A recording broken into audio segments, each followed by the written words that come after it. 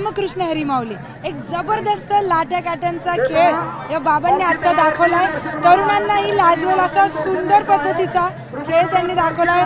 तर बाबा, हे तुम्ही जो आता खेळ दाखवला, शिवशंकर लिंबेश्वर दिंडी 116 नंबर आहे, प्रसादिक दिंडी आहे.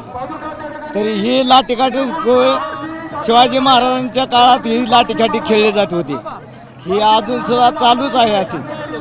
आणि ह्याचा नाद सर्वांना पाहिजे लाठीकाठी खेळण्याचा. ही तलवारबाजी ही सर्व खेळले पाहिजे. त्यावेळेस ही आपल्या देशाचं चांगलं संरक्षण आहे. तुम्ही कधीपासून करता बाबा? हे लहानपणापासून शिकलेलो आहे. तुमचं आता वय काय? आता काय वय? आता वय 64 आहे. 64 वयात तुम्ही एवढं सगळं करता? हा, लाठीकाठी ही 64 वर्षावर पासून आता 64 वय आहे, तरी ही खेळता येते. अहो, इथे 40-50च्या वयामध्ये लोकांना कमरेचा त्रास, पाठदुखीचा त्रास होतोय. तुम्ही 68च्या वयामध्ये एवढं भारी कसं काय?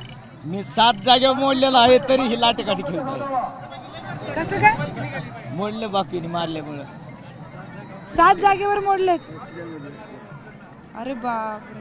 हे गुडघा फ्रॅक्चर आहे, लंगत नाही काय नाही. ही वाटी फ्रॅक्चर आहे? हा, हे 2 बरकड्या मोडलेल्या आहेत.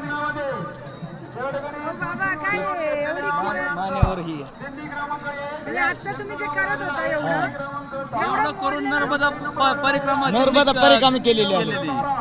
40-50 किलोमीटर चाललो रोजचे. 2 महिने आणि 8 दिवसात नर्मदा परिक्रमा केली आहे. हरण्याचं ऑपरेशन झाले आता 4 महिने झाले. कधी केली नम्रता परिक्रमा? 2 वर्ष होऊन गेले. आता जाणार, ह्या वर्षी जाणार आहे दिपाळीला. दिपाळीला जायचे. पण बाबा, एवढी भक्ती, एवढा उत्साह येतो कुठून? एवढं देवाचे पांडुरंग आणि देवीचे पद्मावती देवीची कृपा आहे आपल्यावर, आणि पांडुरंगाची कृपा.